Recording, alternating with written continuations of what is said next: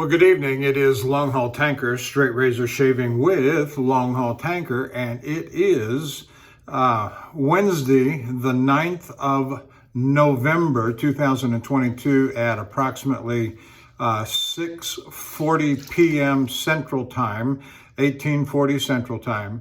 And as you may tell from my surroundings, I am at the home terminal at the driver's lounge men's room, and I am moisturizing or hydrating my whiskers. I've got just less than 24 hours. I got about 22, 23 hours worth of whiskers from my shave from last night. And, but I wanted to get all shaved and reasonably smooth. I'm going to lay over in the yard tonight and go home in the morning, and which is my wife's preference and mine too. Frankly, I get a good night's sleep. Let me tell you. In this last night, you know, when I get into the yard like this, I'm going to subtitle my videos from now on, tongue in cheek, Dear Mikey Diaries.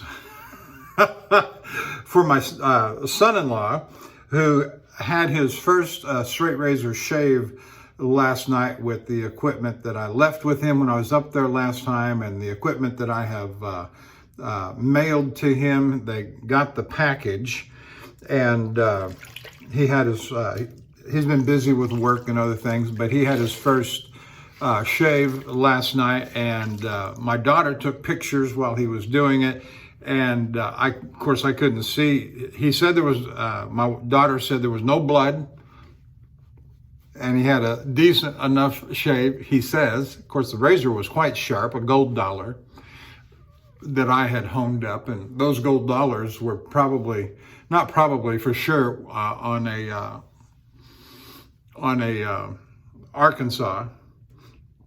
And so, I've encouraged him to watch a number of videos. I've sent him links to a number of videos, you know, but nonetheless, one thing I did notice was his holding of the razor was imprecise, and I don't want him to get started off on bad habits. I want him to take up traditional straight razor shaving, using traditional habits and methods. And of course, if something is just not real comfortable to him, without giving it, you know, the left hand was never comfortable to me, but I decided to use it, and I determined to use it. I was going to master it, and now it's been 7 years. And so, you know, I can shave with my left hand, being a right-handed fellow. Let's introduce the equipment tonight. And so we're using this, I call it my pinky. My daughter ordered it for me off of eBay, and it's not in perfect condition, but it is suitable. It's real nice. Now I want you to see here, it says sword on the face of the blade, and there's a picture on the tang there of a sword. I think they call that kind of Arab sword a scimitar, but I'm not positive. It says Solingen right underneath that. On the back of the tang, it says made in Germany. And also on the face, right underneath the gold on each side, it says hollow ground. And also on the tang, it says 402. Now, I've put out a call in the past. Any information that any of you might know about this razor would just be great. I have seen some crown and sword razors that look very much like this. Nothing with the 402, nothing with the word sword alone. And so I'm thinking, and that's about all it is, and it might be wishful thinking. I say wishful, I don't even know. I know the Crown and Sword is a good brand out of Solingen, or trademark, whatever you want to call it. And This particular razor was honed up on a Coticule. Now, I did a shave with this razor 2 or 3 shaves ago off camera, and had a just fabulous shave with it, with that Coticule edge. The brush I'm using tonight is the Americana by Shavemac. It's a little small for my hand, the handle. It's a 24 millimeter premium silver tip badger. My only wish for this razor, besides being a little bigger, is that Shavemac would actually put their name on it. I kind of questioned that the last time I showed it to you, but I remembered that the box that it came in clearly said, and was one of their traditional looking boxes with Shavemac, that said Shavemac on it. The soap I'm using tonight is last usage tonight. I'm going to put it back in the stacks when I get home tomorrow, but the full measure of man, the full measure of man. All right, and I'm using the jar dry tonight. I was very satisfied with the, when I go with very minimal, give a little squeeze on the bristles, just a touch of water, and so, and here's a little side note to Mikey, and that is, when you start trying different soaps, that's all I'm going to put on right there. What was that? 10 seconds. And so when you start trying different soaps, and it's always hard when it's a new soap and you've never lathered it up before. It's always hard to tell how many, if you're going to overload it, like I did on, you remember my outdoor shave from Lake Tahoe, and I overloaded the brush, and one time after that, I think it was just too pasty. Anyway, I think we'll get a good lathering, and so you just have to adjust to what you get, you know? And so if it's too pasty, add water. If it's not thick enough for you, add a little more soap. And so I wouldn't exactly call myself just a great latherer.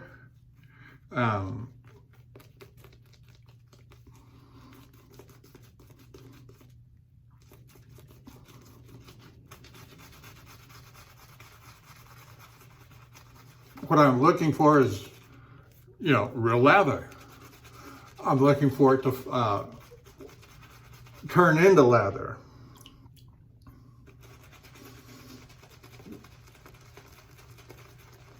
Starting to see some there that I might like.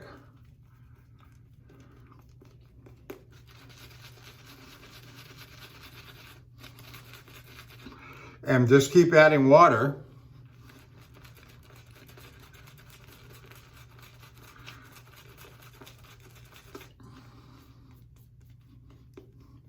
Until you get what you think you might like. And I'm going to do an abbreviated shave tonight.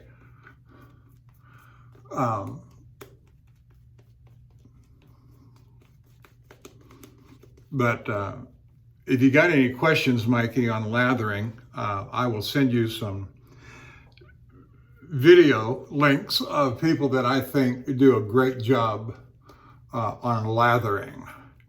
And one thing we got to talk about that we haven't talked about is stropping.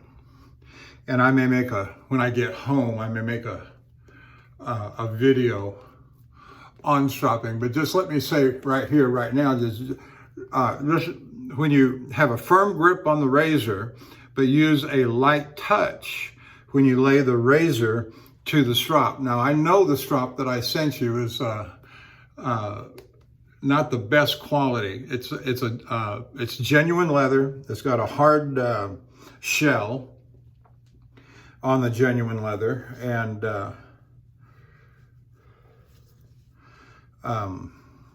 I can't say it's certainly not the best quality, but that was my beginning strop when I got started, and I will tell you that it was pretty quick after I got that, and I said, but it's good for starting. It's good for starting purposes. Now I like the way this lather is. It's creamy. And one of the things you look for in a good lather as you're preparing it, doing a face lathering, is the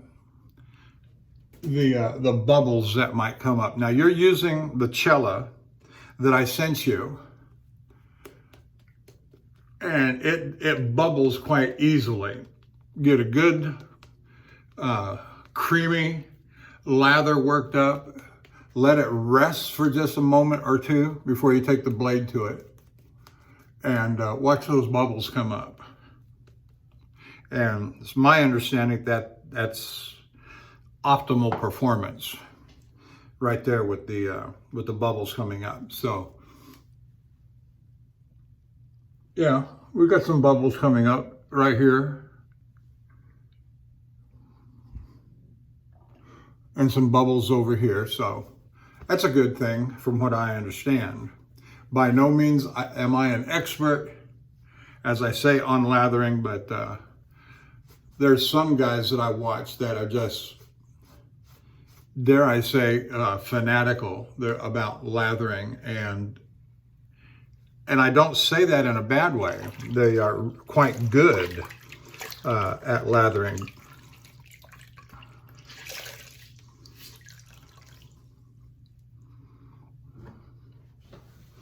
All right, now my abbreviated shave, 2 passes. I'm going to do what I regard as across the grain and then against the grain. Okay, here we go. Starting with my left hand, I'm using my left hand, and I'm going to be coming this way across the right side of my face. So I pull my ear back.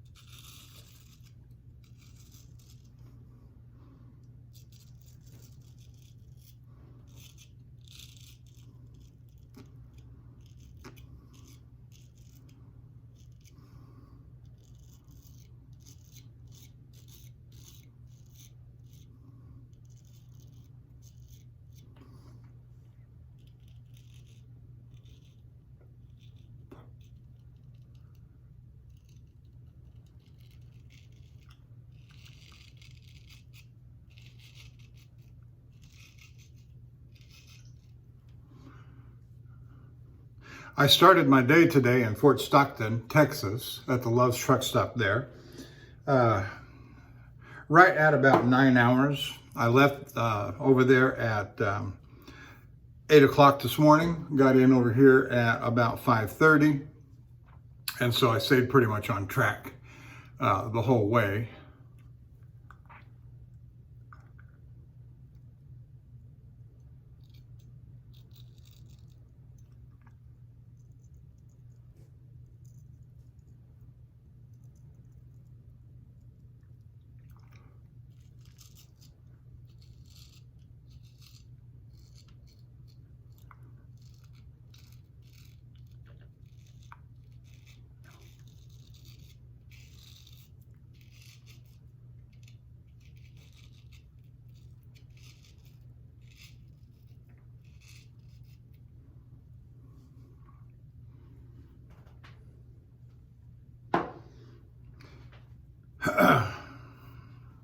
Came through San Antonio, came around the Anderson Loop, 1400 something,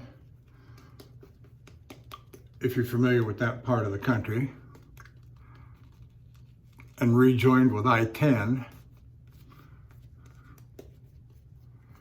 had just a real nice, did my 30-minute break in Weimar.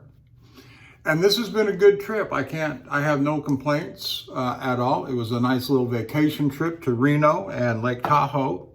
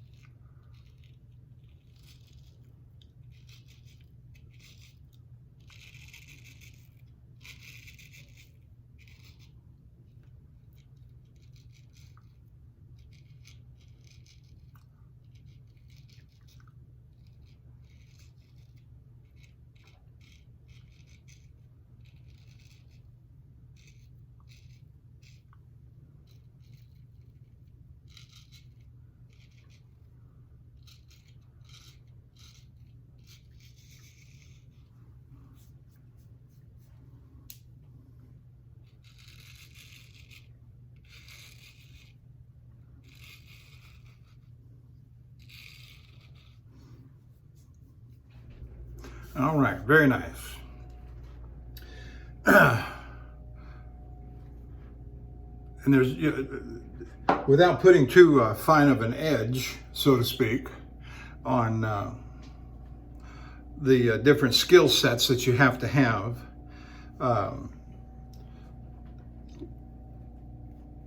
shaving, of course, using good technique and methodology, lathering and stropping. That'll get you through the shave. And at some future date, we'll talk about honing. But do let me say how important it is to protect the edge. One of the things I may or may not have told you when I was there, Mikey, is pay attention to how the blade opens and closes out of the handle. We who are in the hobby and tradition, we call the handle scales, that the blade goes down in between. Well, regardless of what they're made out of, wood, plastic, bone, or oftentimes horn, buffalo horn.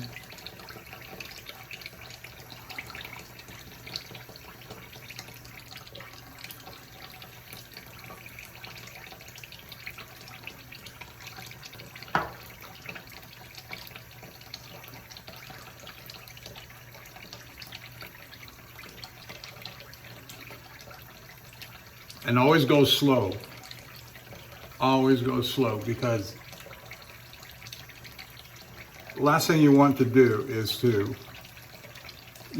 damage the edge, protect the edge at all costs. Well, don't lose a finger over it, but if you drop it, don't go grab it, just let it hit. And I've dropped a razor maybe 3 or 4 times in 7 years. And one time there was a little chip. The other times they closed okay. But you don't want to risk that. You don't want to risk that at all.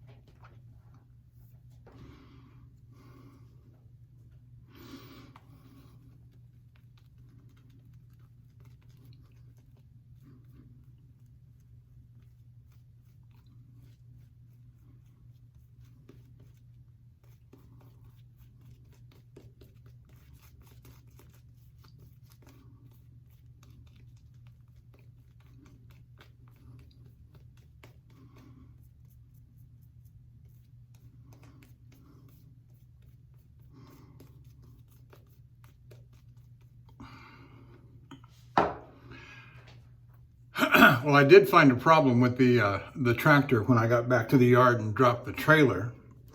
But let me back up a moment, and I don't remember if I went over some of the...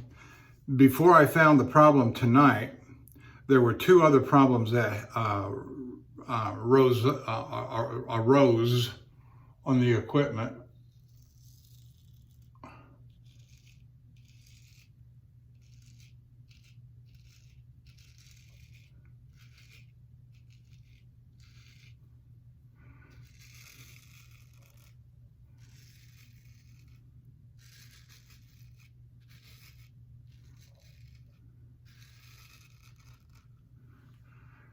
one of which will take the trailer I was pulling, will take it out of service until it's repaired. And the other one will put the tractor out of service. Well, there's two problems on the tractor and one on the trailer, but rarely do I use the same trailer on two loads in a row.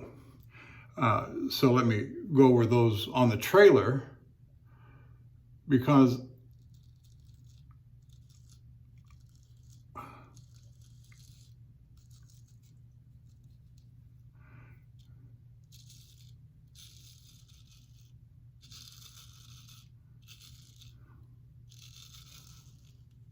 I pull a hazmat or a tanker.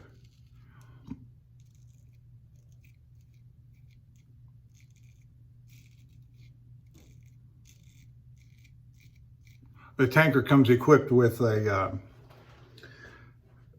course, the internal valve and the external valve. The external valve is the one with the big round handle that you crank open, and all the product comes out the discharge valve. But there's an internal valve that most people don't know about, and it's based upon a hand jack pump.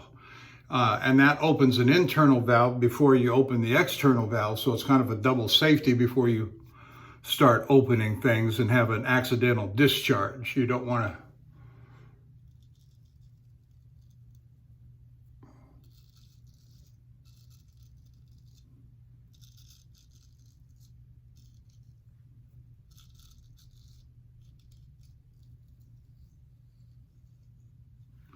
You don't want to accidentally, especially if it's a hazmat.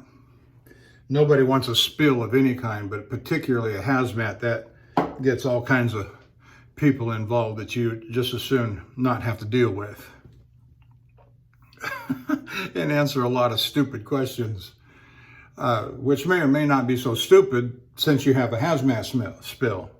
And so the hand jack, now it worked fine last Tuesday when I was in Silver Springs, Nevada, when I unloaded the trailer. Worked just fine. Took it down to the LA wash rack, and of course, you know, not that they have any real mechanics there, but where did I get to? It may have been while I was still there doing a brief pre-trip inspection. I noticed that the hand jack handle was sticking straight up. And of course, when it's in its unlocked position, you can put it in any position as you want to. Laying down flat on the hand jack or sticking straight up. Sticking straight up never made any sense to me. And so I saw it standing up, and I went over to, I was there. I was right at it. I put my hand on it to push the handle down to make it lay flat, and it wouldn't go down. And I thought, well, okay, maybe the release hasn't been released. And it makes sense if they're washing the tanker out that they would open the internal and the external valve so that their detergents and hot water, etc., would flow through.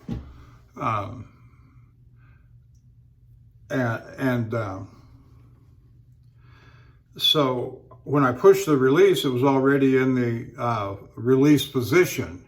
And I turned on this handle, this release knob, and I couldn't get the hand jack to go down. It was still under pressure, which was very disconcerting to me. I couldn't figure out what the deal was.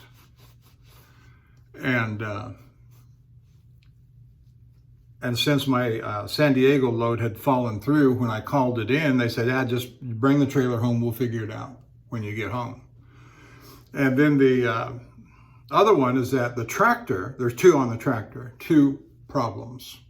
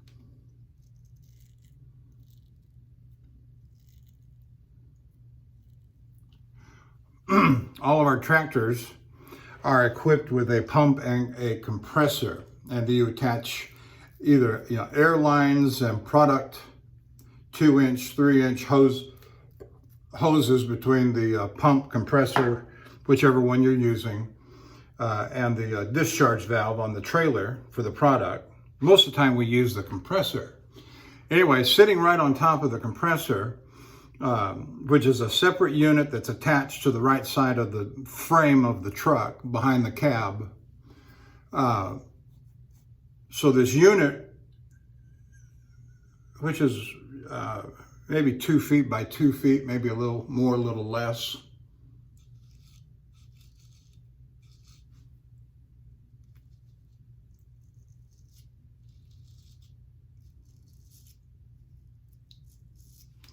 There's a filter.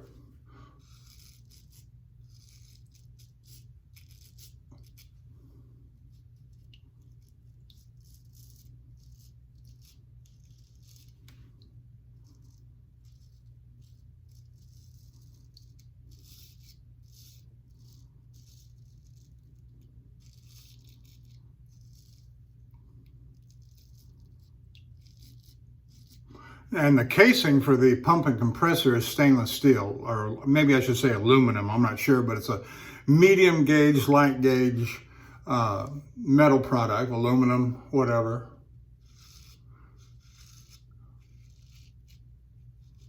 But the housing for this filter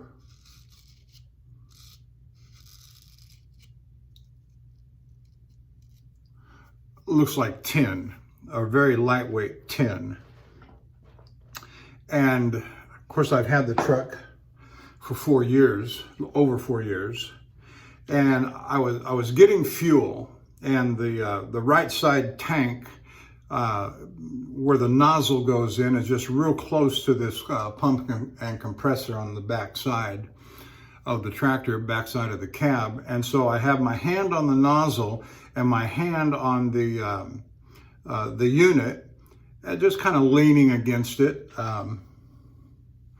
And my hand got up on that filter, and that thing just collapsed. It crumbled and collapsed. And it's about that big around on top. And so I grabbed it and pulled it up and looked at the whole bottom side was rusted out. Now that's going to have to be replaced, fixed, whatever, before I can go back out. The other one that's equally as serious, if not more serious, is that when I unhooked the trailer and dropped the trailer, I went back there, disconnected all my lines and everything. The back side, it's the front end of the trailer. Hello. How are you? I'm doing fine. Be advised, I got a camera rolling here. Okay.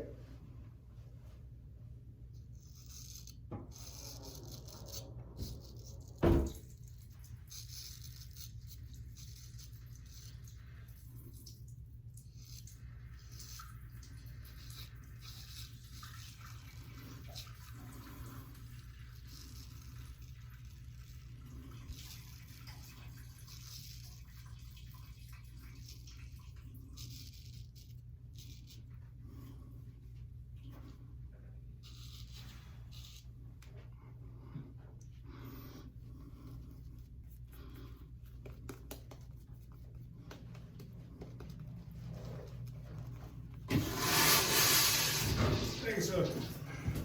Yes, sir. Thank you. Oh, yeah.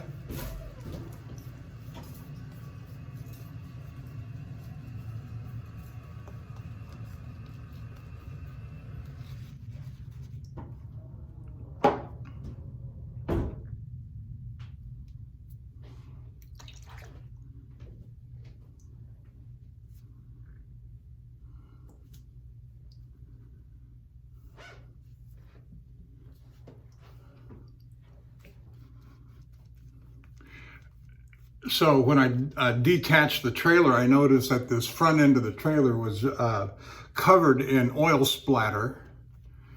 And that's usually indicative of it's either an oil leak from the pump and compressor, or a drive axle oil seal went out.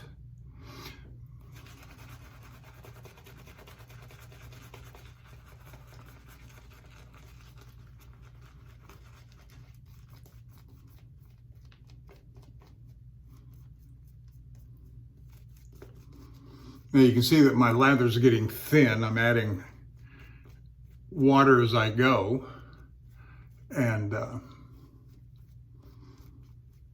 what this is all telling me is that I'm taking about the right amount of lather when I initially lather the brush. I'm not overloading the brush.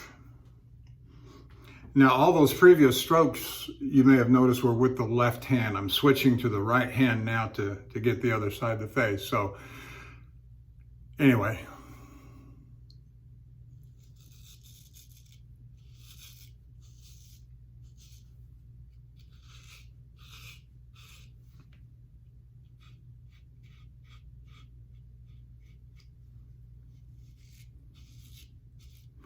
And this is the part where I focus on the chin area against the grain.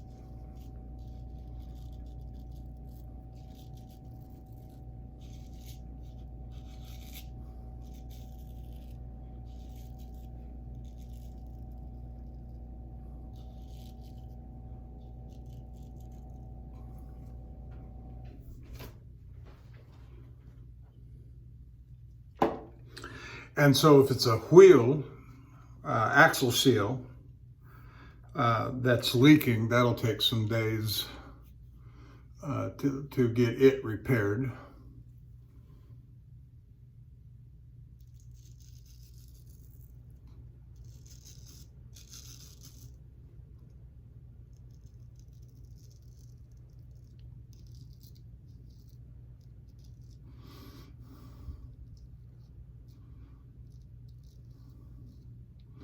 Here's something for you economists out there that might be watching, you business guys. And I can't tell you the names of our customers of who we haul our products for, but you can probably imagine being in Houston and servicing all of these petrochemical plants around here. Some pretty significant names in the business, but our yard right now, our terminal yard, is overloaded with tractors and trailers.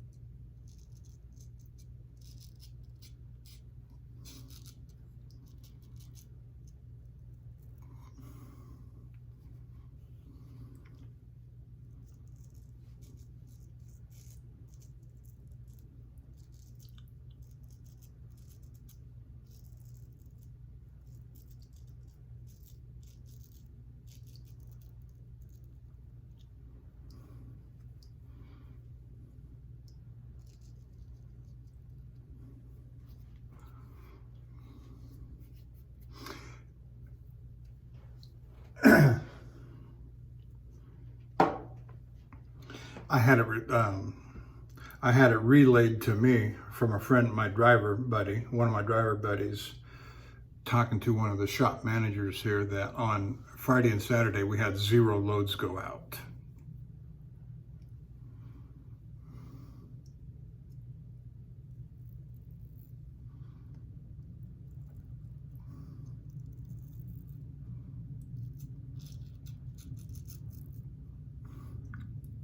We normally have a lot more than that. 40, 50, 75 loads a day go out. Well, no, that's an overstatement. We have about 300 drivers here at the Houston terminal.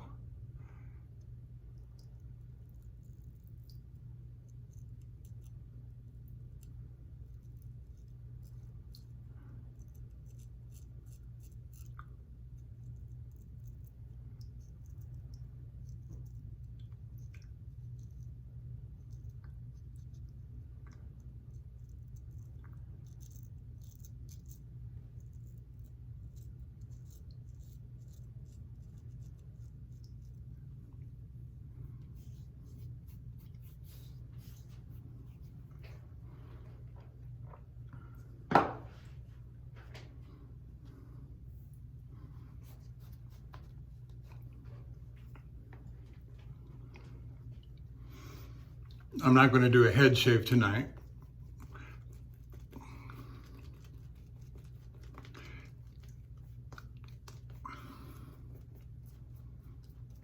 So anyway, all those things on the tractor have got to be fixed before I can be dispatched on the next load. But given how slow we are right now,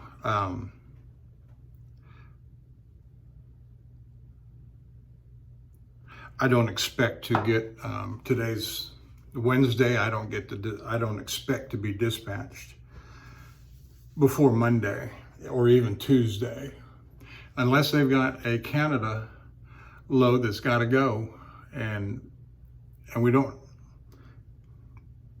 have a lot of Canada drivers.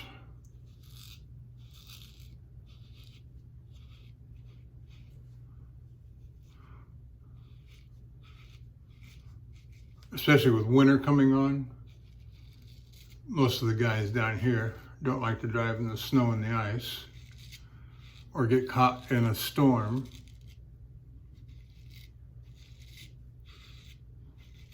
I remember one time I was driving up in New York and coming down into Pennsylvania and coming back from a load, and the terminal manager called me.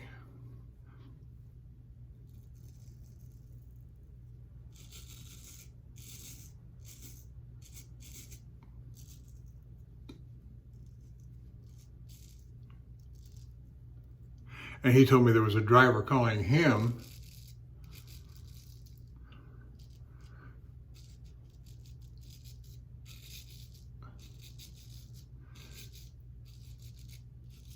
telling him that the snow was falling and it was too severe for him to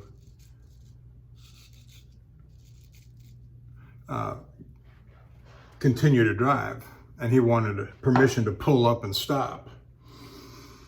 And so he said, well, I'll call you back. And so he checked the weather reports and saw it was mild snow falling. He saw that I was in the area, our GPS stuff. He said, oh, Leon's up there. And so he called me, and I was just getting ready to pull into the Love's truck stop at Carlisle, Pennsylvania.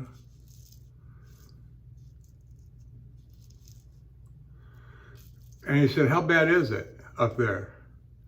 I said, well, there is snow on the ground. And, but I've driven all day today in the snow and the snow showers, some heavy, some severe.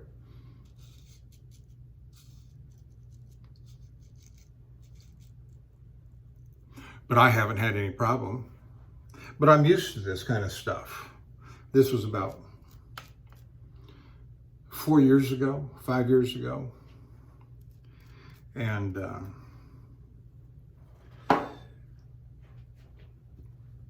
so anyway, that was fun, advising my manager on how severe the driving conditions were.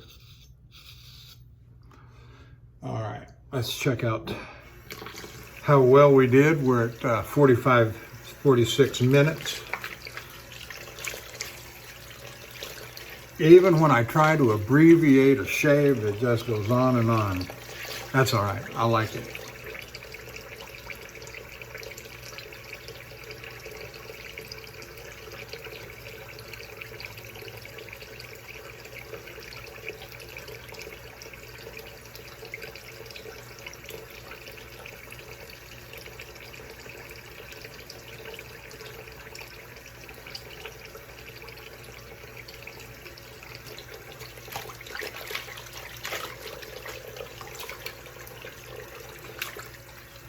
So I did the recording last night of my shave. I'm doing this recording. I have it, as of this moment, I haven't had opportunity or taken opportunity. I'm not going to do it in the truck, forget about it, to post them up, to get them all prepped and ready for YouTube.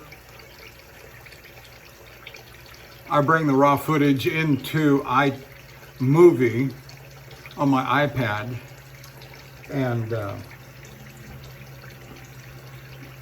do my little preparations and then export it.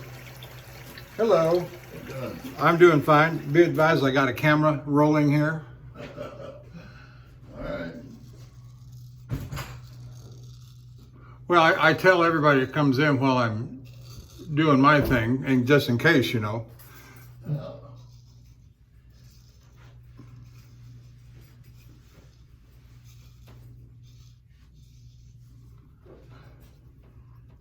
All right, I'm done, and I will see you down the road. We got too many customers coming in. Bye.